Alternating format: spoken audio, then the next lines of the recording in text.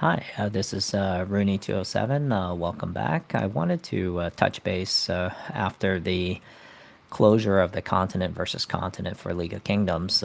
We had a new skill that was incorporated and introduced into it, the ability to exile those trolls and any of the castles and players that are against the continent and the king's goals in terms of for the compliance and work together collaboration for the continent versus continent event. So I thought about Rise of Kingdoms.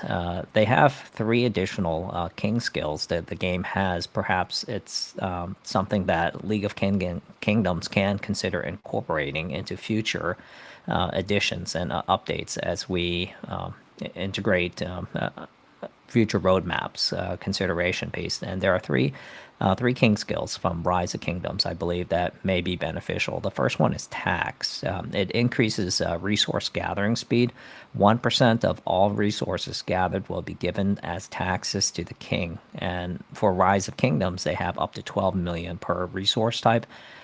I'm not sure the equivalent version and also the number of potential metals or crystal costs for the king to activate that piece. And then the cooldown period.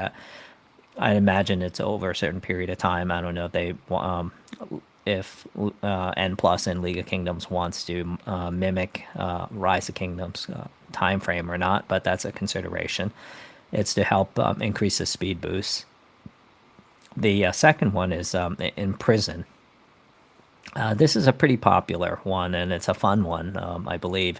That a lot of players who do random teleports, we don't really see that as often in League of Kingdoms compared to Rise of Kingdoms, and I think it's just the way the map is built for League of Kingdoms.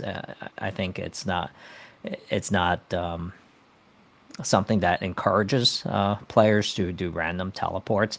So I think it's something that I think if perhaps this is introduced, I think it's really good because the the king has the ability to imprison a particular player, so lock them down and shackle them to a particular location, and it'll be they're not able to teleport. They can still use shield if their shield is still active and in play, and it'll be for a period of time. For Rise of Kingdoms, it's for 10 minutes, and then there's a cooldown period.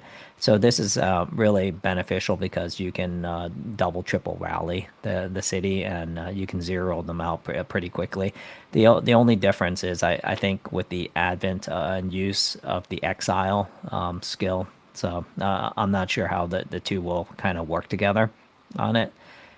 And then the third one is the leader skill. Basically, the king chooses a castle to act as the leader, and within that, as their troops, it'll be a range, circumference on the map, where the troop can gain an additional bonus. In Rise of Kingdoms, they had granting the 3% bonus to all damage dealt, and I'm not sure what the equivalent is for League of Kingdoms, but it's something that they consider, and it'll be the troops that are near that particular range within the circle, and they'll be granted for a period of time. And for Rise of Kingdoms, it was 10 minutes, and it varies.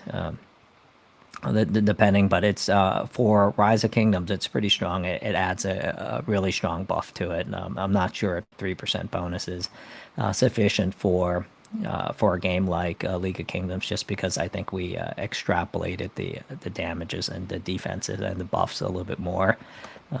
So there are more of those items to consider. But I just wanted to kind of share with the community, just in case if you're not familiar with a similar game for Web 2 Rise of Kingdoms. And these are the king skills, three king skills that they have. And this is it for this video. Thank you so much.